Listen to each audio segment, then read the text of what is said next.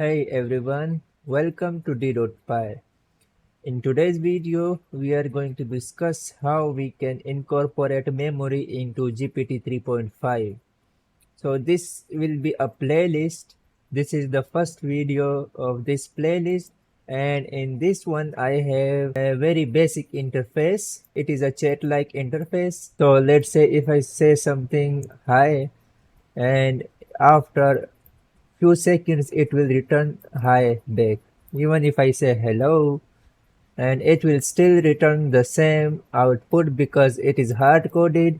It is just an interface which I have already built because it's not a front-end development tutorial or application development. We are here to discuss how we can use OpenAI models, incorporate memories, make them customized, and so.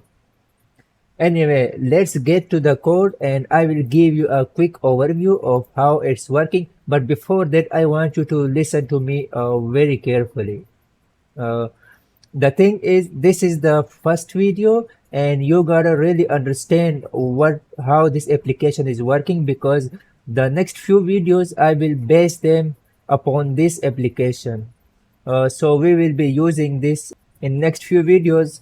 Anyway, so on the left side, let me quit everything. On the left side, we as you can see, we have one file that is called app.py file, and then I have two other folders. Let's check the app.py file. We will go one by one and explain how the application flow is working. Okay, so in app.py file I have this import from Flask, import Flask render template and JSONify, and also import time. It's not necessary at all. And here I initialize the app, and here I have the route that will render index.html page. So which means this index.html is supposed to be somewhere, right? It will not come from nothing. Anyway, we have already built this index.html page and I'm going to show you in a while. And next I have another route. We will discuss this one. And then I have this two lines of code that says if name equals main, app.run, debug equals true. Okay, so this is a very basic Flask application. When you run this code, let me stop it. Okay, so if I run this code, it will run a server on this URL. Let's check it out. And if I go to this URL, I can see this chat window, right? If I say hello, it will return some response. It is a dummy response at the moment. Anyway, so now let's see how this index.html is being rendered. So by default, Flask knows there has to be a folder that is called templates, and inside templates I will find every HTML page that is to be rendered. So you must follow this structure of Flask project in order to make it work properly. So in index.html I have some HTML code. Again, it is not HTML class or JavaScript class or whatever, so we can just skip this, but we will touch the portions which is necessary for us to understand GPT memory. And so anyway, so in index.html I have linked some CSS, as you can see over here, and also there are some JavaScript files. Okay, this is a path to JavaScript, and this is jQuery library I have included. And where are the JavaScript file though? Actually, here are the JavaScript file. If I go to static and go to JS, I can find my JavaScript file, and in CSS I have my CSS files. So this is a very clean structure project, and I'm going to share this code with you. You can find it in the description below. There will be a GitHub repository for that. Anyway, let me give you a simple overview of the JavaScript file. So when we send message, this is a function that is called, okay, here it is.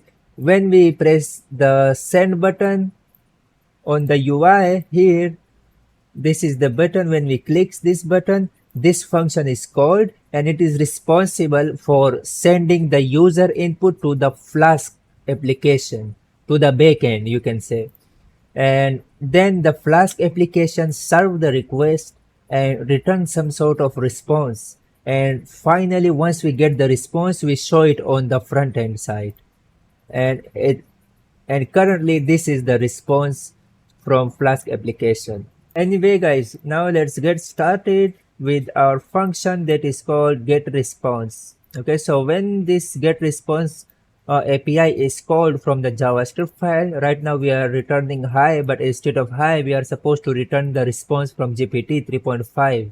Okay, so for that I will first create a new file and call it utils.py, and in here I'm going to go to OpenAI documentation and grab a piece of code from there.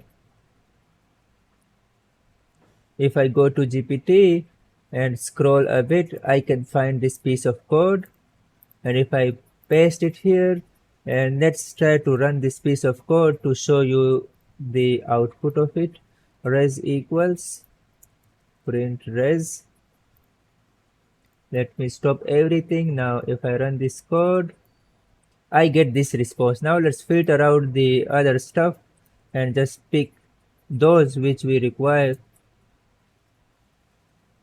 And if I type message content, if I run this code again, now I should get the text only from the AI.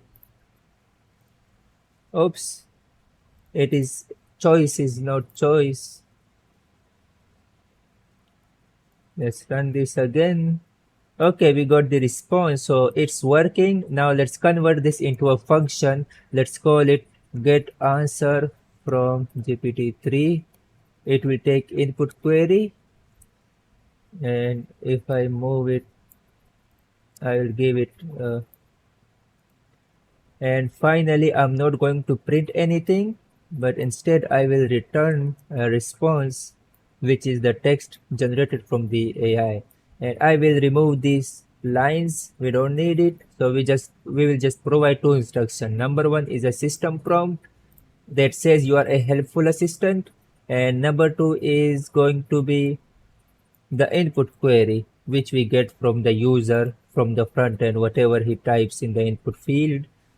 Now let's go back to app.py file and type from utils import everything. Okay, so now whatever we write in this file, we have imported it into app.py file. And if I go back down here, I have removed the time.sleep method already, and I'm going to call this function and it will take input query, and it will return response in this variable that is called res, and we will finally return this res to the front end. But where is this input query? Okay, no problem, let's get it now. We will type input query equals request dot form dot get prompt. I'm writing this line because if you go to JavaScript file, uh, this is what we are sending. We are sending a form data, and inside we have a variable called prompt, and this prompt variable contains the input.value, which means whatever text the user has written inside the input field. Anyway, now let's run this piece of code and see what happens. Okay, it is running. Okay, let's say hi there. Okay, we are getting the responses finally. Anyway, before we proceed further, let's go back to utils.py, and here I'm going to write openai.api key equals os.getEnv openai API key. I have it set up in my operating system already, so it might not be working for you, but once you write this line and include your OpenAI API key, it should be working for you as well. Anyway, let's get back here and say, who is president of Pakistan? Arif Alvi. It is of 2021. Anyway, uh, now let's say my name is Sohail. Nice to meet you, Sohail. How can I assist you? Now, if I ask my second question and say, what is my name? I just told my name to the AI, right? But look at this. He does not know my name because there is no memory incorporated into this. So now let's get back to the main point and incorporate a memory. Okay, so let's get back. I will first of all, what so the first thing we will do is whatever response we get, whatever input we provide, and whatever the response is, we will store it on the front end. And while sending the next query, we will send the previous history as well so that it can be used as a memory. Right now, what we are doing is I said my name is Sohail, and the AI said, nice to meet you, Sohail. How can I assist you today? And the next time when I say my name, what is my name? I just send this input, nothing else. I did not send this previous history. So now let's include this previous history and see if it will work. For that, I will go to the JavaScript file because we are sending it from the front end, from the client side, right? Okay, so here on line number 15, I have a variable that is called my previous conversations. And here I'm going to, whenever I get a response from the AI, I will append, you can say I will push the input and the response into this array. And then I will send this array to the Flask as well. Anyway, let's look into it. If I go to success, which means when I finally get the response from the AI, this piece of code will fire up. And right before we empty the input.value, I would like to type my previous conversation dot push. I'm going to push an object. If I say user, I will type input.value, and also I will make another key and call it assistant. And here I will input the response actually. So this is the response. In this variable, we are storing the response from the AI. So if I type AI answer, now this previous conversation, it is being maintained now. Whenever we get some sort of response from AI, this array will be updated on the front end. And also let's send this same array whenever we are making this API call to this route. Right now, if you look, we just have this value that is called input.value in a variable called prompt. But let's include my previous conversation.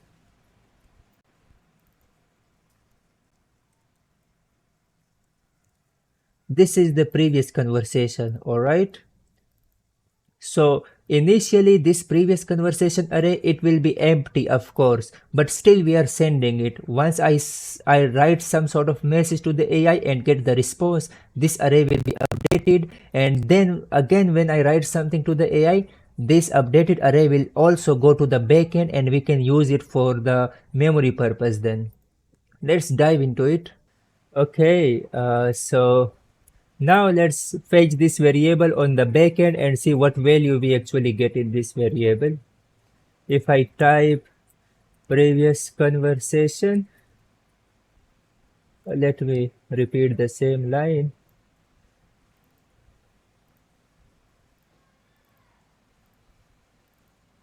So this is the variable we are sending from the front end, and this is the backend variable. Let me print this out.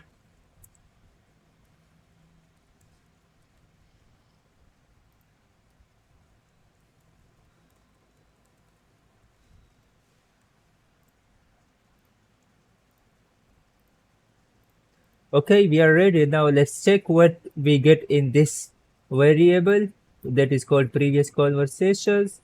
And if I type something here, hi, after getting a response on the backend, it is printing and saying it is none. However, it should be an empty array, so it means there is something wrong.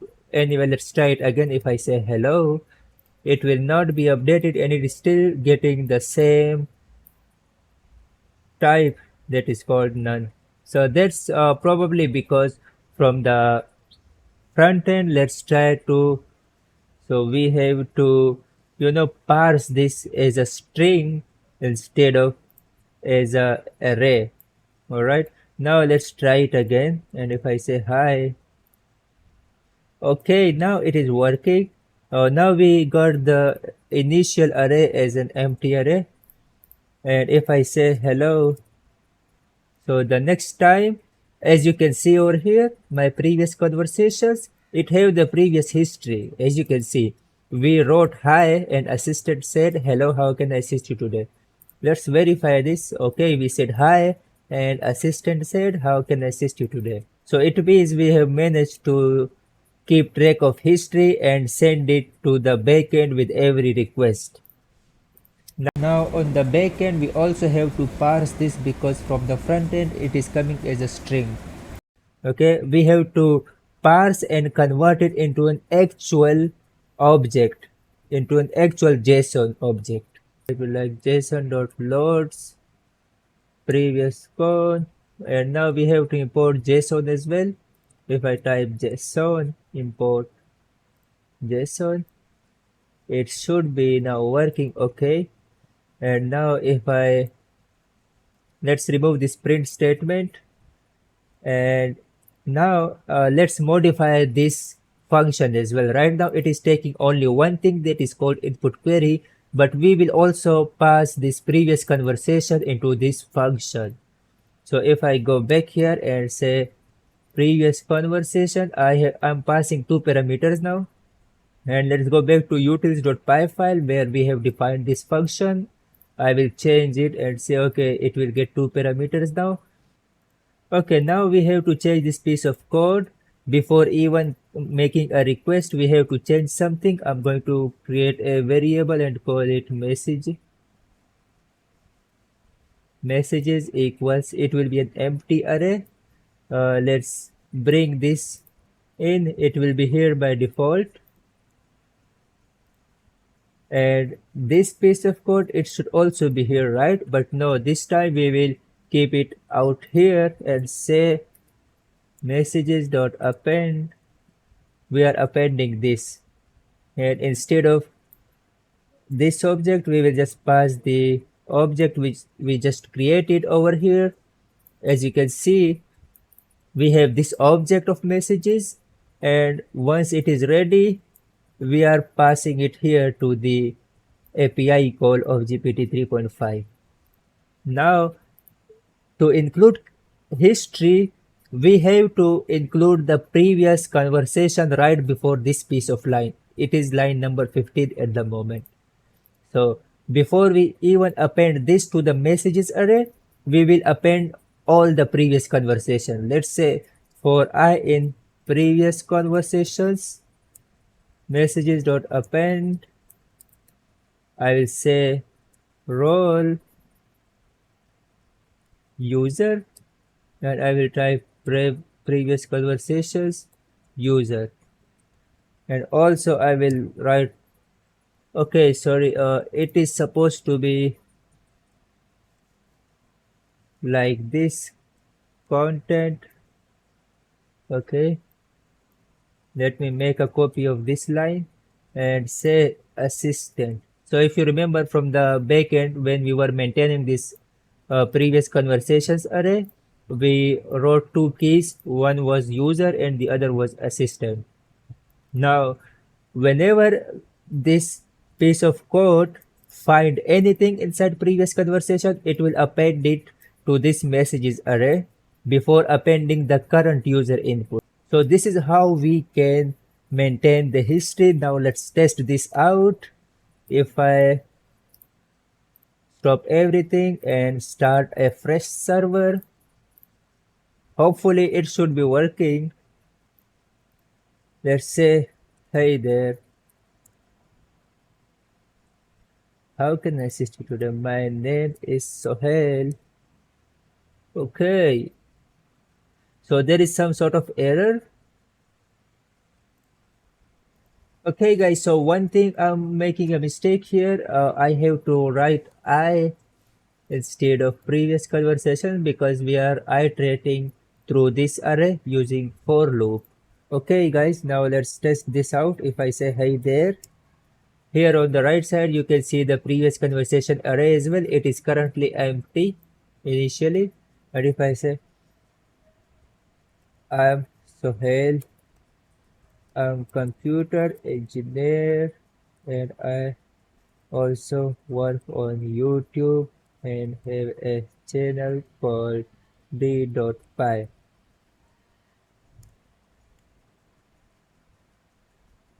Okay, so now I have told something to the AI about myself. Let's ask back a question.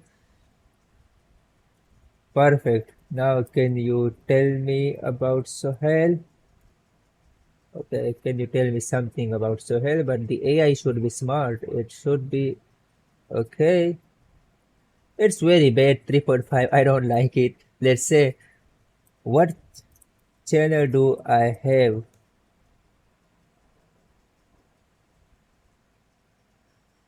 Okay, so as you can see, he knows I have mentioned d.py. What's my name though? Okay, perfect. So as you can see, guys, this GPT 3.5 is able to answer from the previous conversation as well. Now, if I refresh this page and say who is Sohail, it will not know anything about me. That's because we are storing everything on the front end side, on the client side. So when this page is refreshed, everything is refreshed, including this array, your history, and so then AI will don't know anything you have said previously. Anyway, guys, if you are interested to maintain history on the server side instead of the front end, the client side, and if you want to maintain history based on users IP, let me know in the comment section below.